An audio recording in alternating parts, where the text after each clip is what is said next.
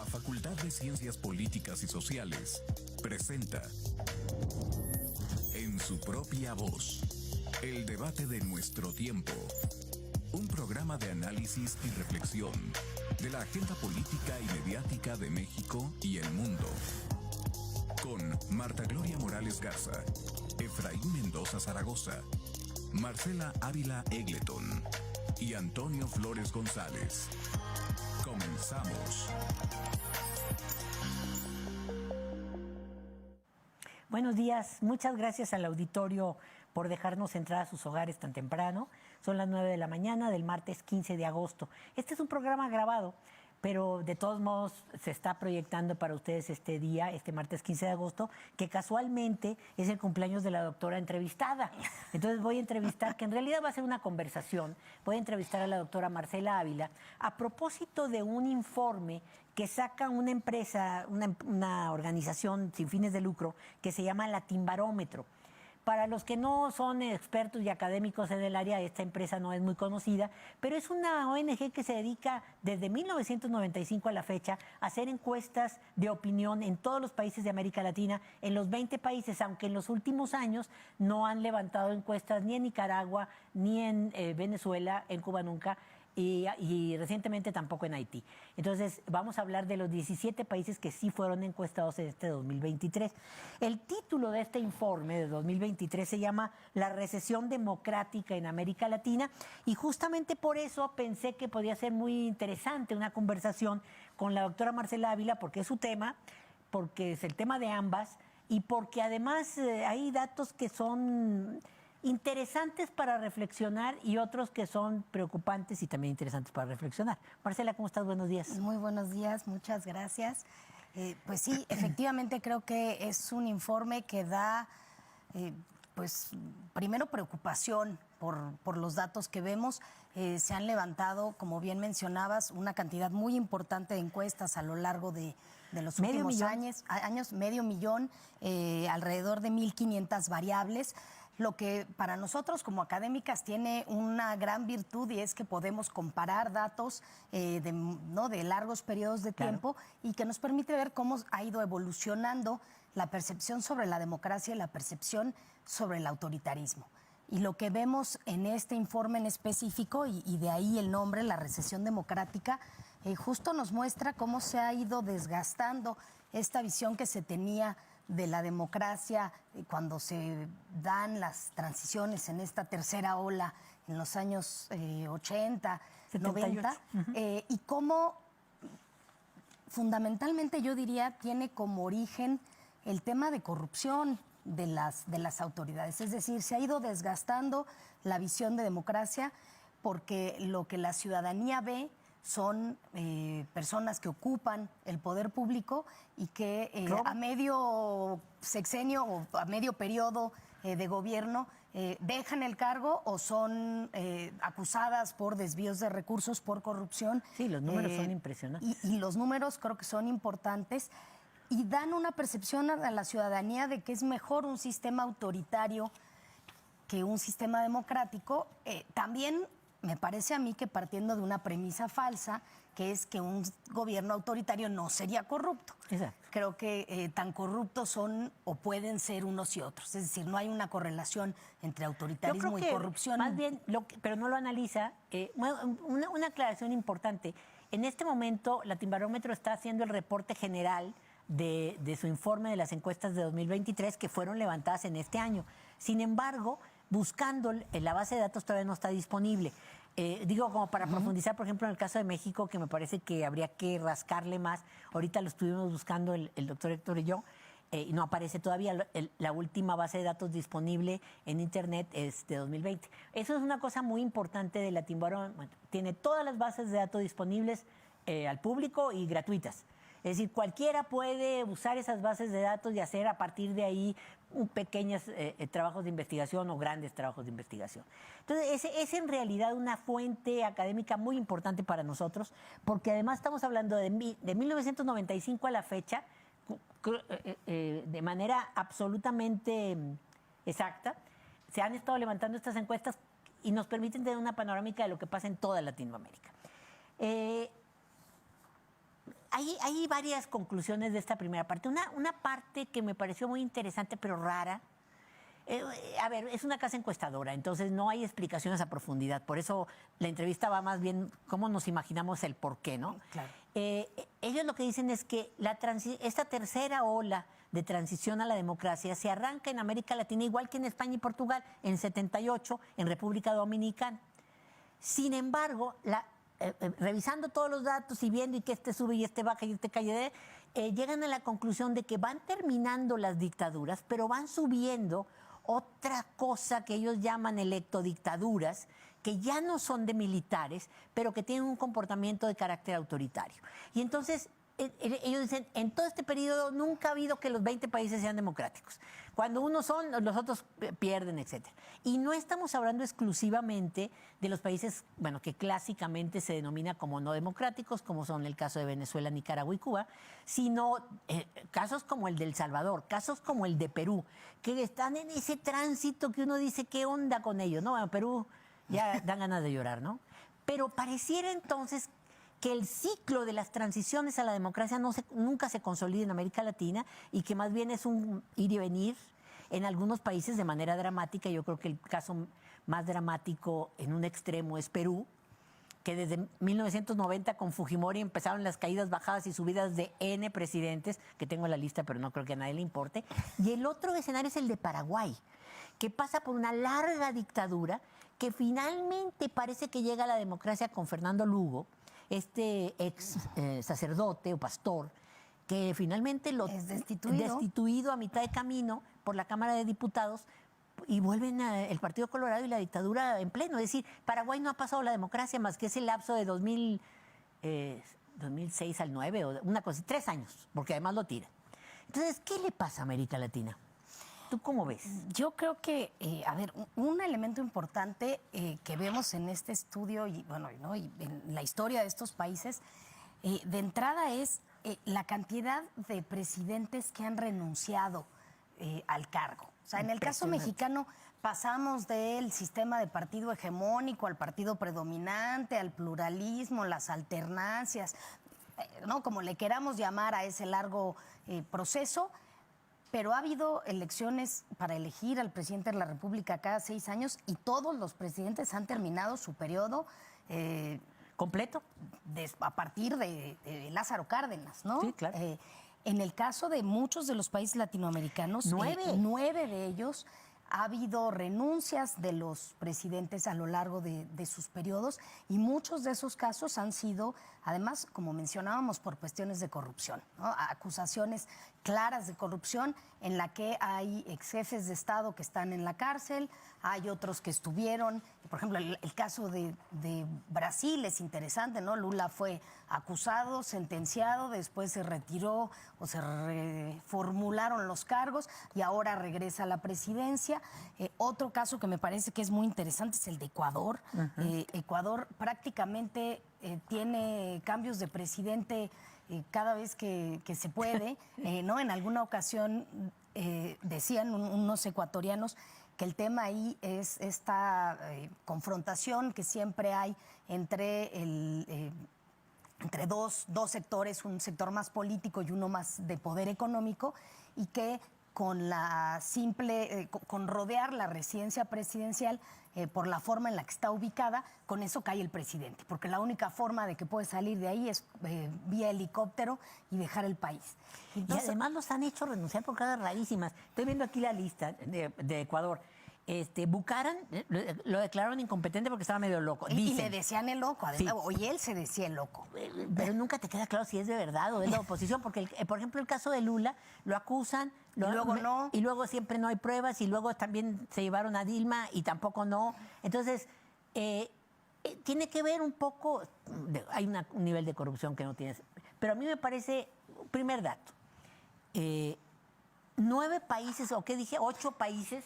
9 países. 9 países han tenido renuncias de presidentes y muchos de ellos no solo una, ¿no? Muchas. Bueno, Perú, volvemos al ejemplo. Sí, y además muy reciente, porque pareciera a veces que son cosas que se dieron durante los años 90, cuando estaba el proceso de cambio político. lo estamos viendo ¿Ahorita? en diciembre pasado. Bueno, ahora el caso en Ecuador, que está en este momento jaloneándose. Exacto. Pedro Castillo, que lo acaban de correr. Evo Morales, que renunció forzado y lo que tú quieras, pero renuncia en su último periodo. Estamos hablando de 2 o 3 presidentes por país. Es una cosa rara, complicada. Y bueno, llama la atención que México, con todo el vericuetero y todo lo que tú digas que cambiamos de un sistema a otro, con una reforma que si se hizo, que no está completa, terminan. O sea, elegimos rey de 6 años y ya. No hay quien aguante más, ni menos. Eso dará, vamos a hacer otro programa específico sobre el caso mexicano, pero creo que será interesante hablar si eso implica... ¿Mejor o peor? Exacto. O sea, el que el presidente termine su periodo, uno diría, bueno, pues finalmente es un elemento de estabilidad institucional. Pero también vemos que en el caso mexicano pareciera que los acuerdos políticos entre las élites no permiten lo que vemos en muchos de los otros países, que son las acusaciones de corrupción, ¿no? Sí, porque eso es hay interesante. 22 presidentes en 8 países que han sido acusados de corrupción y 3 más acusados pero sin condena. Ninguno en México. En el caso mexicano... Y además no podemos decir que no ha habido corrupción en la presidencia, pero nunca ha habido acusaciones formales. A lo más que llegamos fue a la consulta a ver si se debía juzgar o no. Sí, pero finalmente pues la ley se aplica en la medida en la que tienes elementos para aplicarla. Que tiene que ver con eso un poco, porque buena parte, está un caso muy interesante, el de Cristina Fernández, que también está acusada, pero es vicepresidenta. Exacto. Álvaro Uribe fue presidente, lo acusaron de 10,000 cosas, sigue acusado de 10,000 cosas y sigue con el poder tras el trono, porque Álvaro Uribe no cede. Guillermo Solís de Costa Rica es insólito, porque Costa Rica es una de las democracias más estables. No conozco bien el caso de Luis Guillermo Solís, pero sí el caso de México es extraño, por decirlo menos. Claro, porque además, después de la tan evidente corrupción que hubo en el sexenio de Peña Nieto... De Peña Nieto, la Casa Blanca, verde, la amarilla... Y no pasó nada, ¿no? Uno pensaría que después de una alternancia, y además una alternancia en las condiciones en las que se dio, iba a haber, algunas cabezas iban a caer, pero lo cierto es que no. Y eso genera, o pareciera que genera, a partir de los datos que nos muestra la encuesta, que la percepción de que la democracia es una buena forma de gobierno o es la mejor forma de gobierno disponible se va reduciendo. Claro. Y yo creo que tiene que ver, uno, por supuesto, con la percepción que se tiene de estas autoridades que son corruptas sin importar el color, el partido, la ideología, y por otro lado, con que los beneficios, y lo pongo muy entre comillas, no necesariamente se traducen en ventajas para la ciudadanía, ¿no? Se supondría, en la teoría, que una democracia, en la medida en la que se elige el programa de gobierno que la mayoría decide, tendría que tener un impacto en la calidad de vida, en los servicios que se dan, en mejores autoridades, mejores representantes, y que además, a partir de esta rendición de cuentas horizontal y vertical, a través de la propia limitación de poderes y a través de las elecciones, pues quienes no hacen bien su trabajo se van y quienes lo hacen bien se quedan. Pero lo que vemos en la realidad es que eso no sucede.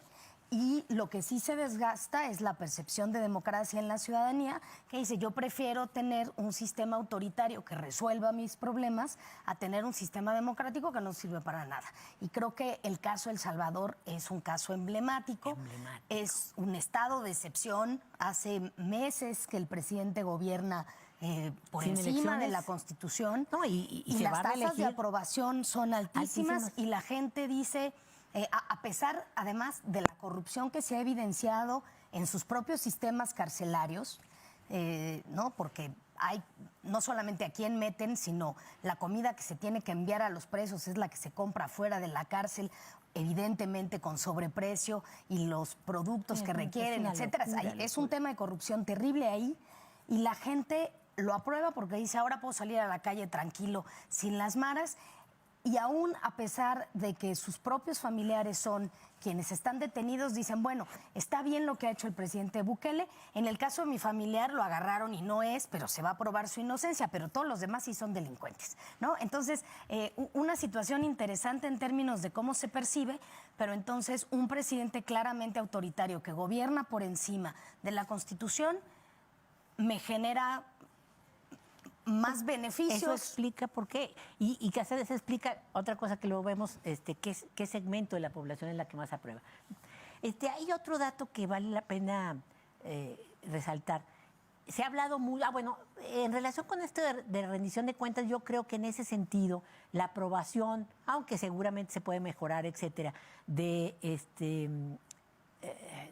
mecanismo de rendición de cuentas y que puedas juzgar al presidente y decidir si se queda o se va. ¿Cómo se llama eso? Revocación de mandato. La revocación de mandato, gracias. Yo creo que intenta corregir justamente este desencanto de que llega el presidente, haga lo que haga, termina, porque así ha pasado por lo menos en México, no en América Latina. Y a lo mejor la revocación de mandato, cuando se aceite como un procedimiento mucho más normal, permitirá a la población valorar lo que significa para el sistema que uno participe y diga, no, ya que me bajen ese tipo porque está robando a mares, ¿no? El otro mecanismo que existe en solo 5 países de América Latina no lo tienen es el de la reelección. Que la reelección es otro mecanismo de rendición de cuentas, supuestamente. Sin embargo, en México no existe, pero ha pasado una cosa curiosísima, ¿no? Porque aunque es un mecanismo, entre comillas, de rendición de cuentas, lo que ha propiciado en América Latina, no en México, es que donde no había, lo inventaron. Y donde sí había, pero nada más había una chance, o sea, eres presidente y luego otra vez, o sea, consecutiva, le siguieron y le siguieron y le siguieron, ¿no? En el caso de Colombia, por el abuso de Uribe, finalmente lo cancelaron, porque Claro. se estaban abusando ya. Uribe quería la tercera vez, hasta que finalmente hicieron un referéndum y le dijeron que no. Pero finalmente en 2015 Colombia cancela la reelección inmediata. Pero el resto de los países tienen reelección inmediata o no, como válida, y te digo, solo 5 países no, pero me parece que ya perdió el sentido de la evaluación de la gestión, ¿no? Finalmente, la reelección tendría el objetivo de que la ciudadanía evalúe si quien ocupa el poder público, ya sea una presidencia municipal, una diputación federal o local, o la propia presidencia de la República, si hizo bien su trabajo, pues habrá que volver a votar por esa persona. Si yo considero que hizo mal su trabajo, que se vaya a la banca. Pero lo cierto es que no lo vemos así y pareciera que las motivaciones para votar a favor o no de la reelección de distintos funcionarios juegan en otras pistas que, como bien decías, a partir del mecanismo de encuesta no nos permite tener más información, ¿no? Sí, y que puedes, ellos llegan a la conclusión, para empezar el cierre, de que hay 4 factores al menos que explican esta transición trunca o esta cosa de recesión de la democracia, como ellos la llaman. Los personalismos, y quizás sea un elemento muy importante, y la corrupción son los elementos más ponderados por el documento. Pero hablando del personalismo, yo creo que eso es lo que pasa. Como América Latina tiende a tener santos, dioses o algo así en los presidentes, los endiosan y entonces va a seguir ganando tantas elecciones como sea. Y por lo tanto el mecanismo pierde el objetivo fundamental, que es la rendición de cuentas. Es decir, no son importantes ni siquiera los partidos, son los personajes. La corrupción es tan impresionante que involucra a tantos presidentes que asusta. Pero luego él insiste en 2 cosas. Las presidencias interrumpidas que han sido 20, genera presidentes no elegidos. Y entonces esto hace que la democracia empiece a ser una suerte de cosa vaga que por un lado, como tú decías, ni satisface las necesidades de la población y se brincan las reglas del juego, y entonces la gente empieza a decir, que se brinque las reglas del juego, qué bien, porque es El Salvador y porque me está quitando a los albas. Pero que se brinque las reglas del juego no está bien. Y luego de Estados Unidos tampoco hace mucha diferencia. Porque mientras que con El Salvador tiene la boca callada, porque sí, los albas son verdaderamente una tragedia y además andan migrando a Estados Unidos, en cambio la trae duro contra, no lo estoy defendiendo, Nicaragua, Venezuela o Cuba. Por supuesto. Que no los defiendo, pero tienen, en el caso de Cuba ya son 60 años con el asunto puesto, ¿no? Sí, pero lo cierto es que los Estados Unidos siempre han sido selectivos en su... O sea, no son democráticos, que ese es el otro tema. ¿Qué tanto las élites políticas latinoamericanas, dejemos de Estados Unidos en paz, que tampoco son democráticas? Yo creo que no. Pareciera que no, y que además generan una cultura política que no es democrática. Y creo que es importante esto que mencionabas de cómo se van buscando estos símbolos o estos dioses o santos, finalmente una de las formas de representación política es la representación simbólica. Claro. Y en la medida en la que el presidente representa al salvador de la patria, pues su popularidad se va al cielo sin importar lo que haga o lo que deje de hacer. Y la percepción para el ciudadano está terriblemente alejada de la realidad, porque además pareciera que en prácticamente todos los países de América Latina la ciudadanía ya no espera que ni los partidos, ni los políticos, ni las élites hagan nada, ¿no? Pareciera que estamos acostumbrados a tener gobiernos que no resuelven, y entonces esto se ha vuelto una práctica cotidiana, ¿no? El que llegue va a ser igual de malo que el anterior. Y entonces es la ciudadanía la que empieza a resolver, esa es la verdad, ¿no? Me recuerda un poco la situación completa de América Latina como Italia antes de la reforma electoral. Es decir, los partidos estaban tan fraccionados que no se ponían de acuerdo. Bueno, España ahora, ¿verdad? No se ponían de acuerdo para hacer gobierno, y a la sociedad ya le valía. Ya. Sí, o sea, que llegue quien quiera. Pero, por ejemplo, el caso español es bien interesante. Muy interesante. Porque tenemos dos fuerzas políticas que no van a poder formar gobierno a menos que pase algo que nadie se imagina, ¿no? Algún chapulineo de algunos diputados. Pero son muchos. Son muchos. Es que para tener mayoría necesitan 176 y ahorita tienen 171 cada uno. Y el costo que está pidiendo el gobierno el partido de Juntos por Cataluña, que son los conservadores, pero nacionalistas, independentistas, entonces es una cosa rara, pues es casi que los dejen ser independientes. Y Claro. ninguno de los dos partidos grandes Lo va a aceptar. Lo va a aceptar. Entonces, existe otra posibilidad, pero es una locura, pues que se junten PP Y el PSOE. PSOE. Sería la cosa Más. Pero bueno, si se juntaron aquí el PRI y el PAN, ¿por qué no se van a juntar aquellos? Yo ya no veo. O sea, las el ideologías... PRI, el PAN y el PRD. Es peor todavía, ¿verdad? Claro. O sea, se juntaron los injuntables.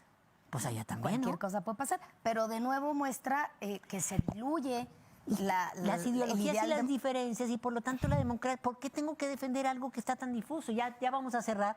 En el programa que sigue, que va a ser el próximo martes, seguimos con el tema, pero hay un desencanto de la ciudadanía con la democracia, y los datos que vamos a mostrar en el próximo programa lo muestran dramáticamente.